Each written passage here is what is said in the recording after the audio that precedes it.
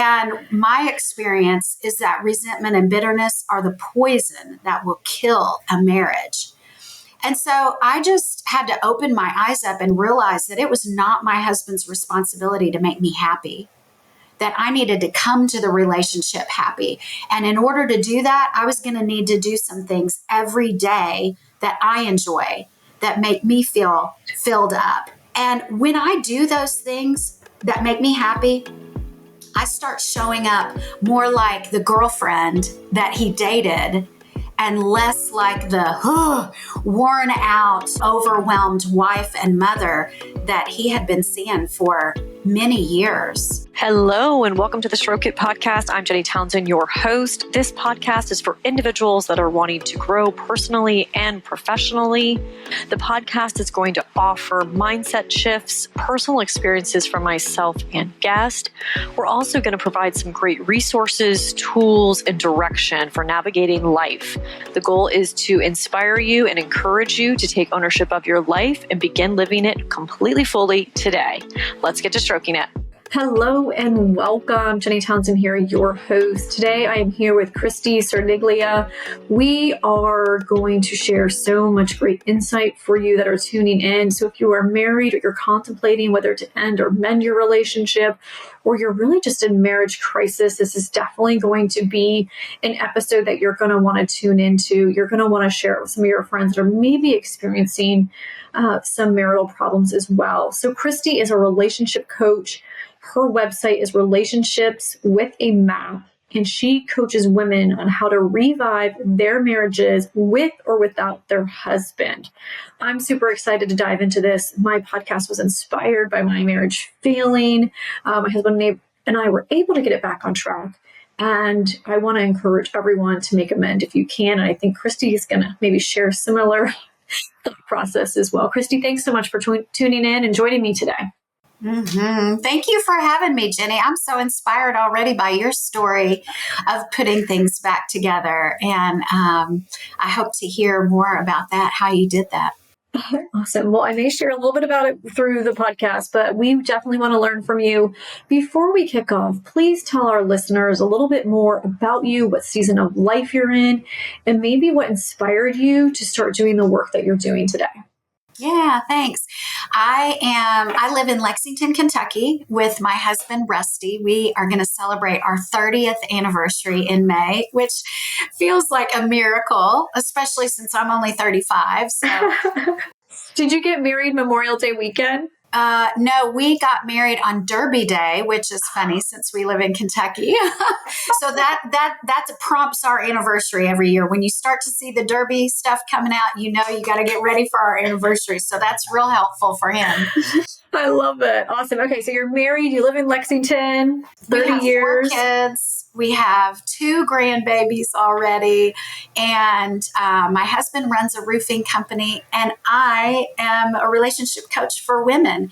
And really what inspired me with that, I've always been passionate about marriage and family, but my own parents divorced my senior year in high school out of the blue. And it was really, really painful and awful.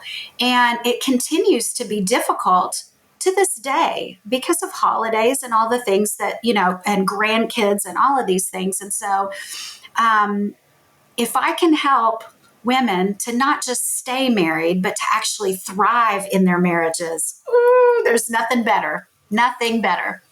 100%. It takes a lot of courage, takes a lot of patience, vulnerability, and a lot of self-reflection. And I know we're going to really be diving straight into that as well. I always love starting the podcast with the love languages.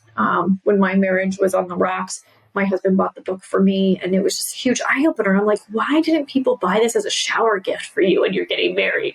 They want to buy you the platters to make the dinner and to play the part of the housewife, but they don't really teach you about the emotional side of it. So when it comes to the love languages, what's your experience? It's so true, Jenny. And I say that all the time. We go to school and we learn geometry. I've never used that I know of. And yet no one has taught us about relationships. And the information is so critical for all of us, not just in our marriages, but in all relationships. I love the Love Languages book too. I thought it was very eye-opening. Mine is acts of service. Man, if you love me, take the garbage out, right? If you love me, clean up the kitchen, take my car to get washed, I love acts of service. How about you? Yeah, so mine has changed through the process of this from discovery to recovery with my husband and everything else like that. So for a long time, it was like words of affirmations. I just needed people to tell me I was doing a good job and all that. And it's moved into more personal touch and quality time. And the quality time came about like after I had time to step out of my business and really like take the time for myself and realize who I wanted to be and who I wanted to be spending my time with. So very much quality time now. And I make sure to spend time with my husband and my friends. And I'm working on spending more time with my family as well. So I come from a divorced family. So there's all those dynamics that come into being divorced. So anyways, so let's get right into the juice of the podcast, which is, really understanding to take ownership of your own life before you expect anybody else to make you happy.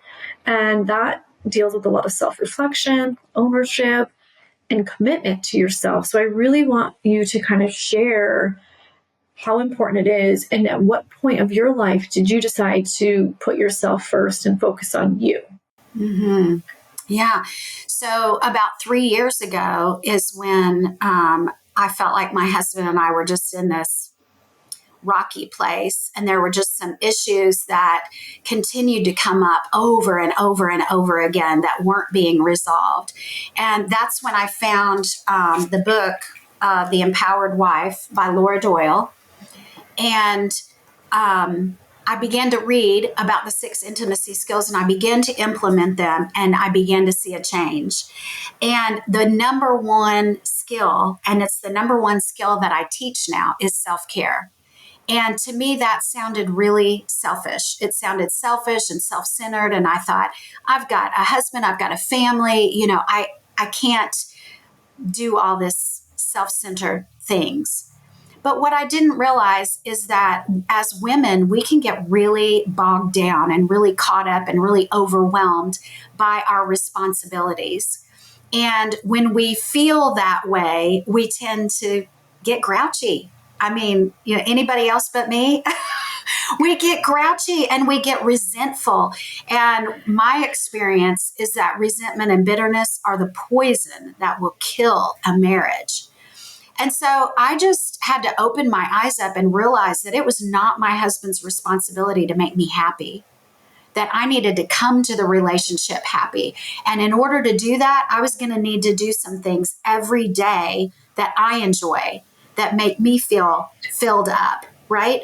And when I do those things that make me happy, I start showing up more like the girlfriend that he dated and less like the worn out, overwhelmed wife and mother that he had been seeing for many years, right?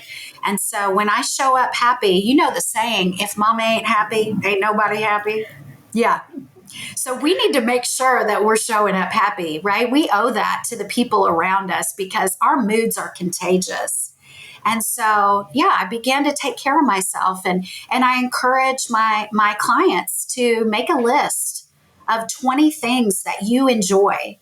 Some of them are going to take 5 minutes. Some of them are going to take an hour. Some of them are going to be free. Some of them are going to cost money, right?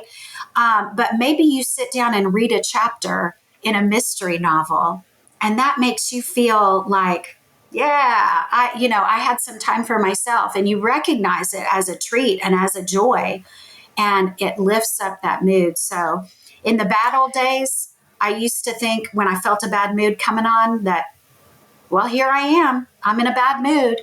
Nothing I can do about it. But now I turn to my self-care list and I say, okay, what do I have time to do right now that will help me back into a place of joy? Yeah, it's amazing. And you're 100% right when it comes to just taking care of yourself first so you can be better for yourself and you can be better for others. And there's a lot to say about the energy too that you bring to that relationship, to the table and to a room. And if you don't know if you have good or bad energy, ask people. They'll tell you. My husband had made a comment to me about my energy level. And he's like, I can just feel like when you're going to come in and accuse me or be mad at me or all these things without saying anything. And I jokingly said that at my office, and my team were like, no, your energy is super strong and powerful. So just being aware of the energy that you bring and how you can alter it, change it, and how you can really take care of yourself first, you will start to bring some really positive energy as well. So when you're working with your clients and you're working with women and even for yourself, all these things that we want to do for self-care can be a bit overwhelming if we're already overwhelmed with running a household, running a business, carpooling, lunches, dinner. Like there's all these really high expectations of ours, which I want to dive into a little bit further. But first I want to start with, how do you create the schedule? How do you create the time? And how do you change your mindset to where you can get to that place of taking care of yourself? Mm-hmm. Oh, that's a great question because, 90% of the women that we talk to and say, you need to implement some self-care, they're going to say, I don't have time for that, right? But we just talked about reading a chapter of a book, maybe 10 minutes. So to me, it's very important that you schedule that time in just like you would a doctor's appointment or a hair appointment or anything else. And I think that when you start practicing that, you'll see the difference in the way your husband and your family respond to you, and you'll recognize the value of it. But one of the best ways to find some time to take care of me is by getting off everybody else's paper, right? So another one of my skills beyond self-care is to relinquish inappropriate control. So if I give up on this issue of dressing my husband or setting his appointments for him or telling him how to drive, all of the things that we can tend to do as wives, if I let go of all of that stuff that really belongs over on his paper, then it frees up time for me to take care of me. And I know, we are influential as women. Wives ask me all the time, why do I have to do all of these things? Why doesn't he have to do something? Well, because we're very, very influential. We set the mood, we set the tone, just like you're talking about with your energy. It's not just with your husband, it's everywhere we go. And so we have the influence, we have the power to change the mood and the setting of our marriage if we will choose to show up as our best self. 100%. So when it comes to expectations, I think this is kind of like releasing the control and having the expectations of everybody else, but having expectations of us and really living up to what we think is everyone else's expectations of us as well. So how do you navigate and coach your clients when it comes to expectations? Expectations are so dangerous. They're so dangerous for all of us. And first, we might want to recognize where our expectations are coming from. I mean, ladies, if you're watching, The Bachelor, and your expectation is that your next date night is going to be on a private jet to Paris, eating under the candlelight while, John Mayer comes and sings to you. I don't know why I was playing the violin. He probably plays the piano. Anyway, if those are your expectations, maybe you need to stop watching The Bachelor, because that's not real life for most of us, right? And so, I really had to let go of a lot of expectations. And I think the best strategy for doing that is by shifting my focus off of what I don't have and onto what I do have. What am I grateful for? Like, can I sit down and make a list of the things that I love about my husband or all the things that he's doing right? Because I don't know about you, but I find what I'm looking for. So if I'm looking for all the things my husband's doing wrong, I could make that list right now and we could talk about it, right? Because I'm married to a mere mortal man. He has flaws. He makes mistakes. He does things wrong, as do I.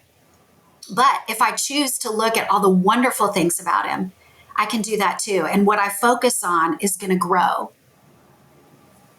Have you ever experienced that where you're angry about something, you tell your friend about it, you get angry all over again and maybe even double down on how angry you feel?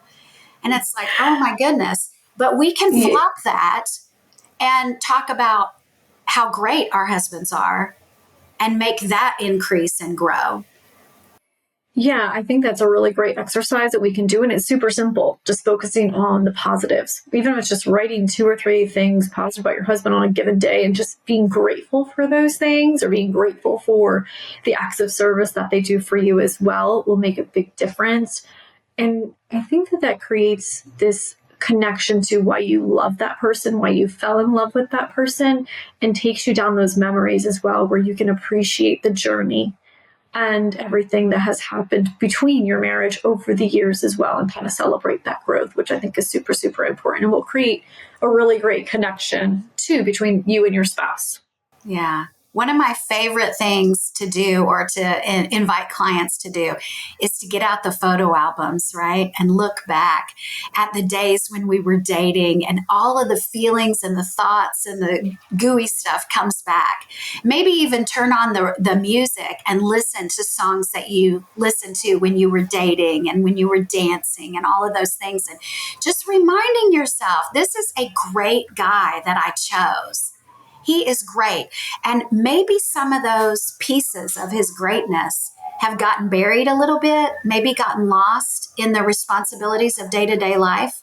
But we as women, we can bring them back out. We can draw them back out.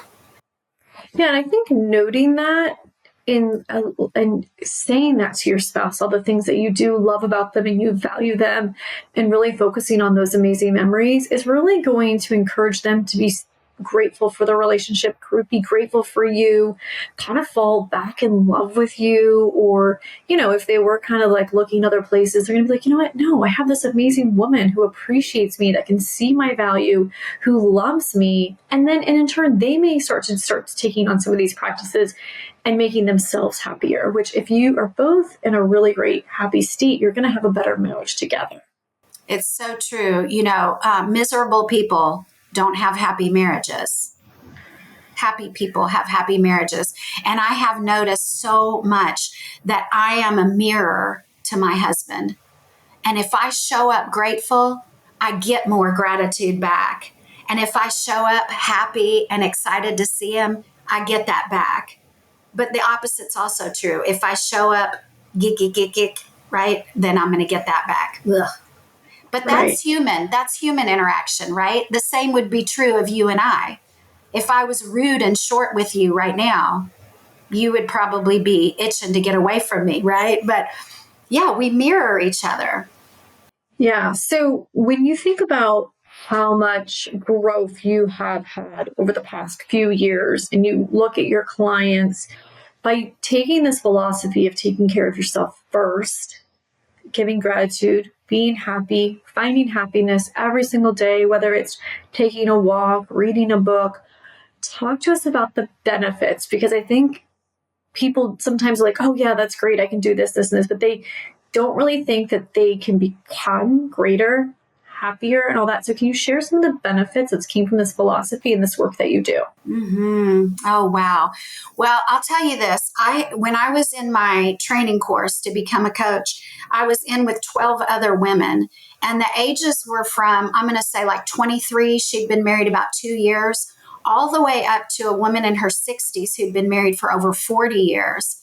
From all over the United States and we had England and New Zealand, just this vast variety of marriages, right? And you know that each marriage had its own set of tricky places, right?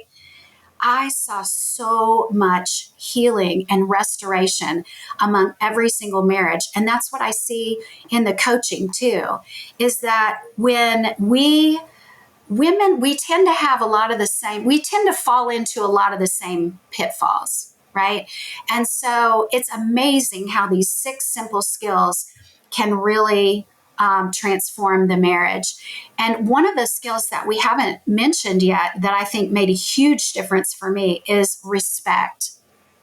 And, we've all seen the book Love and Respect, Emerson Eggerichs. That's a great resource, by the way. Women need love, men need respect. I thought I was a respectful wife. I thought I did respect my husband. but I had blind spots. I had things, ways that I was showing up, things that I was saying and doing that were striking him disrespectful that I didn't know about. So that's one of the things that we do in coaching is you tell me your story, you tell me your challenge, and we look for those blind spots where what you might have said, how could it have hit him disrespectfully? And how can we change that up? And my favorite thing is we have several cheat phrases that we use. So it's real quick and easy to implement. You can start seeing results today from something as simple as saying, whatever you think. When I say whatever you think to my husband, what's the underlying message? It's that I think you're smart.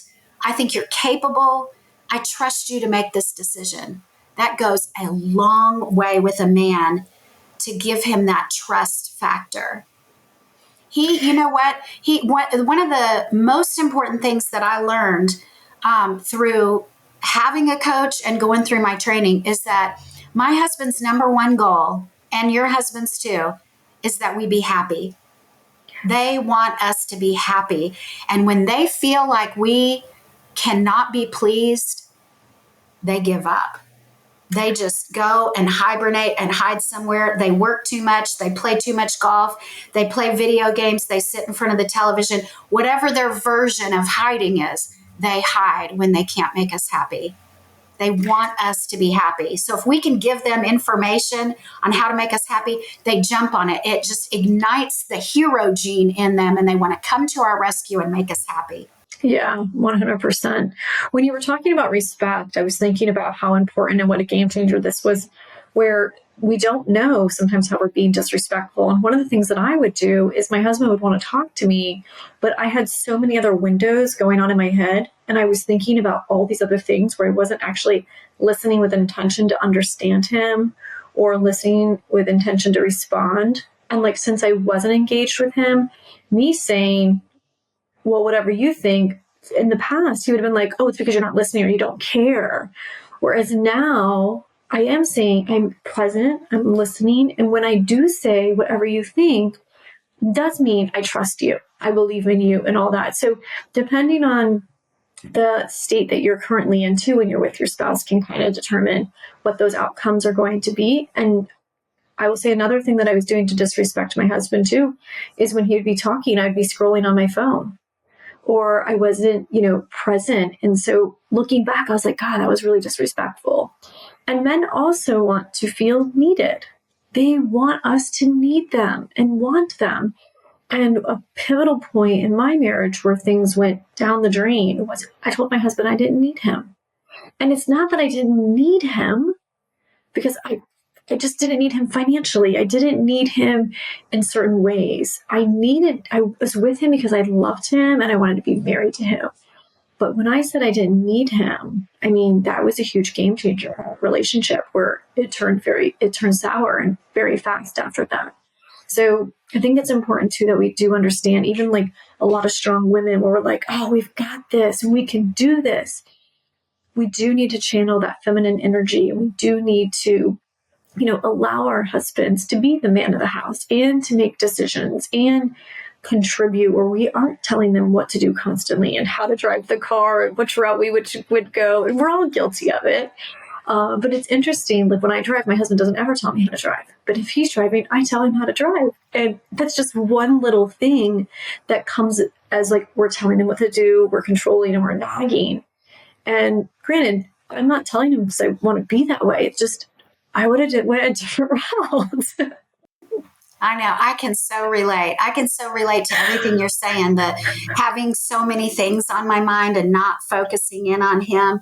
And I think you hit the nail on the head earlier. You said they know, like we don't have to say a word. They can sniff out the disrespect, the control, all of it. They know the energy, right? Where we're coming from. The other thing you said that I think is so important is that I think all of my skills are encouraging wives to show up feminine, because when we show up with our feminine energy at high, I think it causes them to show up with their masculine energy on high. And then guess what? We're like magnets, just attracted to one another. But when the wife shows up strong and independent and I don't need you, yeah, there's no attraction. So I love that you said that. Great job recognizing that and putting that into action to heal your marriage. That's really inspirational. Oh, well, thank you. There is a lot of work. And, marriage is work.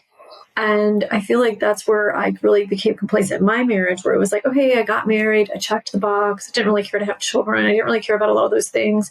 I was so career driven and things like that. So it was like I checked the box because that's what it was expected of me for my family. And, I did love my husband, I did want to be married, but it wasn't like my only focus. And so kind of like realizing, wait, you did make this commitment, you had to take ownership and play that part.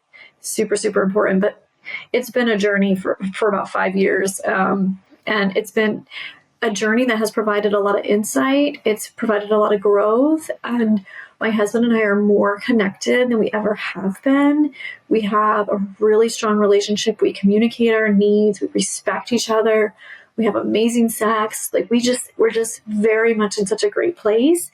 And it's unfortunate certain things had to happen, but I got pulled off the hamster wheel. And there's so many other benefits professionally what happened by this unfortunate situation. But I feel like a lot of things happen for a reason. And we were able to take this obstacle and turn it into an opportunity to have an amazing marriage. And both of us are so grateful that we decided to do the work and to take the time, not rush any decisions, and acknowledge our role and how we both played a role and how we got there versus playing the blame game. And that's another huge game changer. So you took accountability, and I love that. I think we need to take accountability for what's on our side of the street. All I can do, the only person that I can control is me. And so I need to work on me and clean up my side of the street. So if there's an apology that needs to be made, I need to make that. If I've been disrespectful, if I've been, unkind, I need to take care of that. And that's what I hear you saying. Yeah. So when I think of marriages, and I know we were talking about yourself, and we're kind of talking about the spouse aspect of it now. We're talking a lot about marriages. Do you find that a lot of the marriages and a lot of the women that you're helping, their marriages have become better? Or do you feel like there's still a part of them that are like, I know I'm really still ready to exit it? Like, what's been the progress of the individuals that you've been working with by using these tools and these tips and really, taking the advice from Laura as well? Mm-hmm. Well, I hear a lot of testimonies like what you just shared, that I can't believe, we were on the brink of divorce and now we're happier than we've ever been. So I love to hear that. I coach women who just need to like spice things up a little bit. Things are a little bit dry, a little dull, a little boring, a little routine. I coach them all the way through to the women who are in crisis. Their husband maybe has moved out and is even involved with another woman. So the whole spectrum of marriages I work with. And what I find is that they begin to see results immediately when they start to implement the skills. Now, that doesn't mean that they go immediately from, 0 to 100%, but they do begin to see a change in the way their husband responds to them. The second thing that usually happens, though, is you find the husband kind of, skeptical, right? Like, she really seems different, but is this going to last, right? So I just encourage them, you just keep practicing, right? The other thing is we've got some long-term habits in place, right? The ways that we deal with things, the ways that we respond, the triggers that set us off and things like that. So it is a new way of thinking. It's a new dance. And so it does take time to practice these things and make them second nature. And so a lot of times what we find is that I'll see it in the rear view mirror, like, oh, that was disrespectful. I shouldn't have said that. Or, oh, I was in a bad mood because I hadn't been taking care of my self-care. And I see it afterwards. So that's a step in the right direction, right? So then I can use an apology if needed to clean that up And then I can, start again the next day to make things good. So I want to, while you were talking, I was listening, but I also had this thought, like when we were going through things, I had a bunch of people say, oh, there's no way, you got to get out. I would be so out the door. I would not be, staying in this marriage. And then I had a couple people that said, if you can make it through this will be the best marriage you ever had.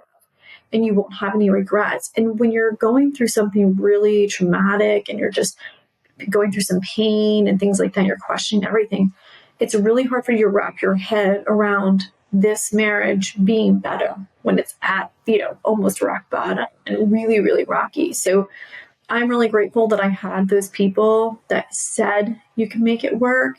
Even though I didn't believe them at first, I am a believer now, and I always want to encourage people. So I think what Christy and I are saying, if you're really listening and tuning into this, is there is a way to make it work.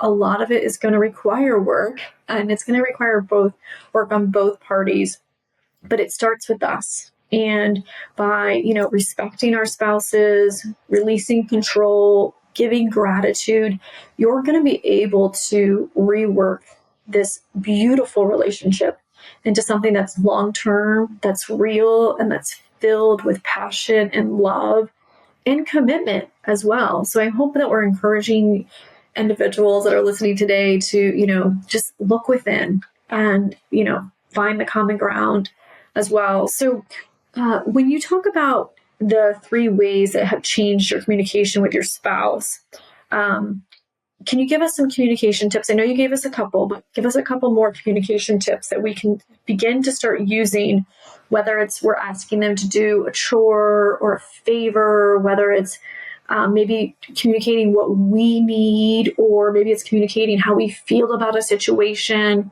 Can you give us some tips or tools along those lines? Yeah, Jenny, first I want to say something really important that you pointed out. Many of the people in our lives who love us are going to say, get out of that situation, right? Because they love us and they want to protect us and they see that we're hurting. But it may not be the best advice that we need in that moment. And so we really need, if you want your marriage to work, you've got to find a community or at least a coach that will stand for your marriage and offer you hope when yours goes low, right? Because you do need somebody who can say, you can do this. You can make this work. Keep going. You need a cheerleader. And that's part of what coaching is all about. So I'm so glad you brought that up. And as far as communicating, I want to share an example with you, a terrible warning from my own life, right? Because you talked about how can I express my desires? And one of the things that I teach is expressing your desire in a way that inspires, okay? That was something I did not understand. I did not have that skill before I learned the skills. And so we always drive my car on the weekends when the whole family's in the car. And so we would be coming home from church and I would get aggravated because there's water bottles and there's wrappers and there's all this junk in my car. And I would say, you guys trash my car every week. And why don't you take out your water bottles? And why don't you do this? I thought that was a motivational speech. Turns out what everybody in the car was thinking was, oh my gosh, let's get away from mom as fast as we can, right? And nobody was motivated to do anything. So what I learned is that I could express my desire in a way that inspired. And my desire was to have a clean car. And so I said to my husband, I would love to have a clean car. And guess what? He said, I'll take it to get it clean today. Wow. I was complaining. I did not recognize how much I complained, which was a total turn off and an avoider. And when I expressed my desire in a way that inspired, my husband felt like I know how to make her happy. And so he took my car to get clean. It's not the end of the story, though, sadly. I messed up some more. When he came back from getting the car cleaned, I open up the side door and I find some little schmudge right in the carpet. And I'm like, ew, ew, ew. And then there's something on the door. I'm going to clean that off too. And I turn and look at my husband and his face is like, and I realize that he's thinking, I can't make this woman happy. She's unpleasable. So I close the door and I go, thank you so much for taking my car to get it clean. It looks awesome and I'm so thrilled. See, I thought I was complaining about the men who had done the work and they hadn't done a very good job. But to my husband, it was like, what's the point, right? I can't make her happy. And so I've learned so much from experiences like that one, that rather than complaining, I can express my desire in a way that inspires, and I can leave the how to him, right? I don't have to tell him, why don't you go get the vacuum and clean out my car? Or why don't you make one of our kids go get or why don't you this or that? No, he gets to decide. All I say is I'd love a clean car, the end result. And all of a sudden his hero gene is ignited and he can't wait to do it for me. Yes. Amazing. And I want to piggyback on that. Same thing goes with compliments. I feel like there's so many times our husbands will compliment us or tell us that we look pretty. And then we're like, we discounted, like, oh, you're just saying that because you want to get going, or you don't want me to change my clothes again. Or if they're like, oh, you look really good in that, then it's like, oh no, it's too tight. And like, we make excuses of like why we don't like it. But instead of saying, you know what, thanks for acknowledging me. Thank you for the compliment. Because the same thing, my husband used to compliment me all the time. And I just like, never took note of it. And then he stopped complimenting me. And I was like, but you never tell me I look pretty, or you never say you like my outfits. He's like, I did that for years and it made no impact on you. And I didn't even think you cared. And I was like, oh, I care so much. So that's another thing too. So true. Yeah. We call that receiving graciously, whether it's help, whether it's compliments, whether it's gifts. See, when we were first married, I thought since we were married, I could say anything, that I could be an open book. And so when he would give me a gift that I didn't like, I would say, ew, why'd you get this? I don't like this at all. Can I take it back? And I would take it back. Ugh, you know? So I learned to be pleasable.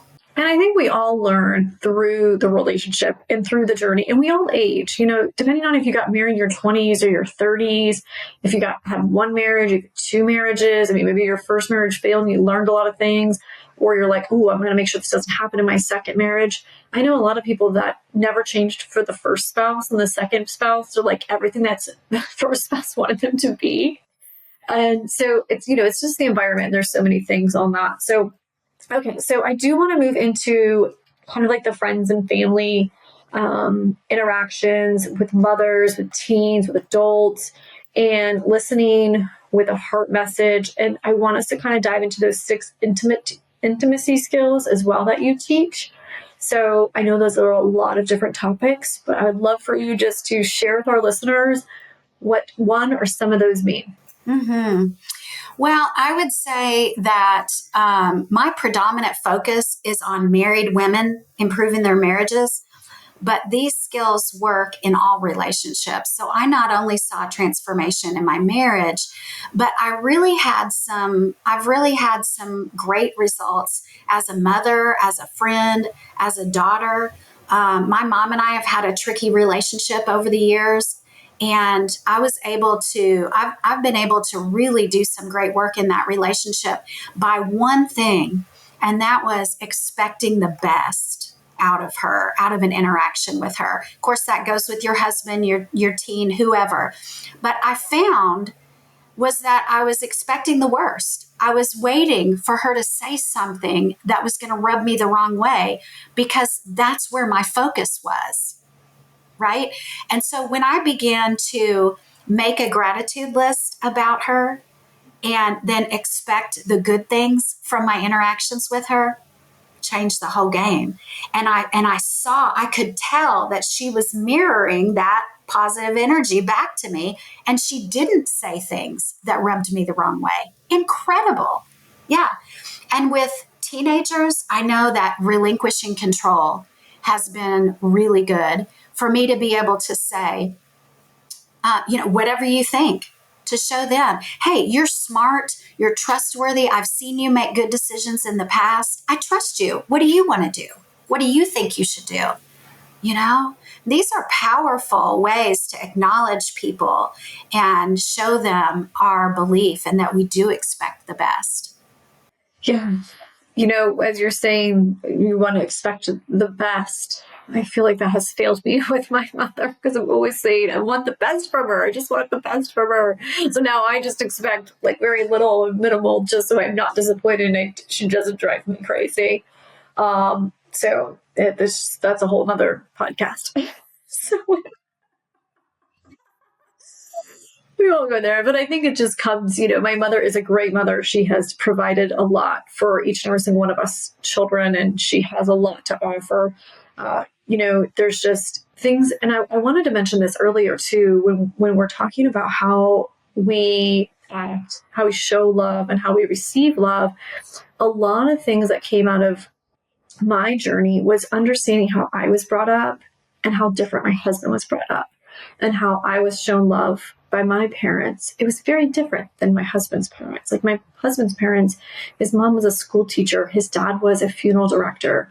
That's very nurturing, very loving. And those are very important times for people. And so, they made sure to tell their kids how much they loved them and how great they did. And they read bedtime stories to them, and family was super, super important. And whereas my parents, they divorced not once, but twice. They ran their own businesses. We ran a family farm. So my parents showing us love was we were fed, we had a roof over our head, and we were taken care of, and we didn't need or want anything. So there was no affection. There was no, I love you. There was no personal touch type of thing. So I feel like that's a really big eye opener too, is like if you are going through something challenging with your spouse or even with any relationship, really understanding what does love mean to them, how do they receive it, and praise and things like that can be very eye-opening for any relationship as well.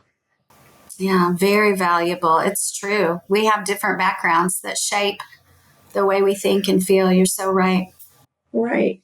So I want us to kind of dive into some of the intimacy skills.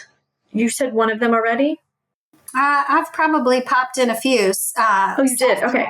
Yeah, self-care, respect, receiving graciously. We've covered those. Relinquishing control. We talked a little bit about that. Expressing gratitude. We talked about that. And the last one is vulnerability. And that's basically it. I think that it's easier for all of us to show up angry and express ourselves with anger than it is to get down to the hurt that's underneath the anger. And so if we can, rather than focusing on the anger, if we can get down to the hurt beneath the anger, that's going to be a connecting point for us with whoever we're talking to, right? If I share something vulnerably with you, it draws us together. And so, yeah, we're better off with that. But it's easier to just yell and do the anger thing. So we've got to get beyond that. Yeah, being vulnerable requires you to be brave and put yourself out there. Are you familiar with Brené Brown? Oh, love her. For anyone that's not familiar with Brené Brown, The Power of Vulnerability, she does a YouTube talk about it. Her audiobook is phenomenal. I loved the personality. I loved how you can hear the humor. That is a book I highly recommend when it comes to vulnerability. Another thing that you and I were talking about too, as we're talking about these relationships, I know you work with a lot of women, and you were just on a podcast yesterday, and you said it was the male version of you. So tell us a little bit about who that is, just in case we have some men or some of the women listening want to say, honey, you should check out this podcast. Amazing. Yeah, his name was Bob Gerace, Gerace, and his podcast is called, did I say it to you? The real man motivator or something like that? Revolution, I think. Okay. Real Man Revolution. Yeah, his stuff for the men was really on point and valuable. It does have a faith element to it, so that may or may not be appealing to some of your listeners, but he has some powerful things for men, and he talks about like the bare bones 10% of what men think, like don't beat on her and don't cheat on her. That's like the bare bones, but there's so much more to being a good husband besides those two things, right? And then just for audio purposes, can you repeat his first name again and last name for us? Yeah, Bob Gerace, Gerace. I hope I'm saying that right. Okay. Well, we'll make sure to include it in our show notes as well. I just think it's super, super important. I mean, relationship, whether it's man with a woman or woman and woman, but all relationships require work, they require dedication, they require passion, commitment, and it requires two people being on the same page, and maybe not, 50-50 all the time. It's going to be 80-20 and there's different variables, but understanding who you are, what you value, what you want, what you need, and communicating that with your other spouse will help with a really successful relationship. Christy, before we wrap up our podcast today, if you were to think of one thing that would be really, really beneficial or would inspire our listeners to take action and to help them with their relationship with themselves and their spouse or partner, what would be one thing that you would encourage them to do today? Well, they can get the Empowered Wife book by Laura Doyle. That's a great place to start. And the other thing is I offer a 4-week live workshop that they can tune in on Zoom, and I teach all 6 intimacy skills over those 4 weeks with homework each night to start experimenting right away and seeing the results. So they can find out about that on my webpage. Awesome. Another book I want to mention too that I read when I was going through this challenge with my husband is Becoming Your Spouse's Better Half. Have you ever read that? What's really cool is that the book is in 2 parts, and the husband will read one part and then the woman will read that one part. And it basically just tells us how to fulfill each other's needs. But then if you read the part about the woman and your woman, you're like, oh my gosh, yes, like all these different things as well. And there was a lot of things that I learned about my husband's needs that he wasn't communicating he needed because he wasn't in the state of being vulnerable, or he wasn't in the state of being like really honest with himself and what his needs were, communicating that with me too. So that's another really great book if you're listening or tuning in today. I'm definitely looking forward to getting that book for sure. And I have a couple people I want to send that to, but you never know if you should send gifts like that to people. So anyways. Yeah. So, Christy, thank you so much for tuning in. Please tell our listeners what your website is and what social media outlets you live on. I love Facebook, and I have a private group there for wives. And I also am on Instagram, Relationships with a Map. And my website is relationshipswithamap.org. And there they can find the 5 mistakes wives make when they're trying to repair their relationship, and they can grab that for free when they get on. Awesome. I'm going to definitely download that and put that into one of my newsletters for sure. So I'll make sure to get that from you. Thank you so much, Christy, for sharing all your knowledge to all of our listeners. Thank you so much for tuning in with us today.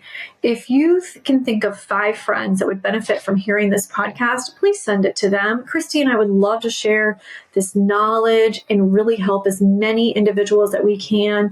We really want to encourage and inspire people to make their current relationship work. It's possible. They can do it. There's lots of great tools here to help them achieve those goals. They can reach out to Christy. They can reach out to me. Lots of great resources dropped in this podcast along with books. So thank you again for tuning in. And if you just absolutely loved what we were saying here today, consider giving us a 5-star review. We would appreciate the love. Thank you all for tuning in. Thank you, Christy, again so much for joining me today. So grateful to have this wonderful conversation with you. Thank you, Jenny. So good. Thanks for listening to the Stroke It podcast today. If you want to stroke me, please consider giving me a 5-star review, sharing this podcast with 5 of your favorite friends or someone you may think could benefit from the podcast, and consider joining my collective. It's completely free for the first 30 days, and you can go to jennysfreegift.com.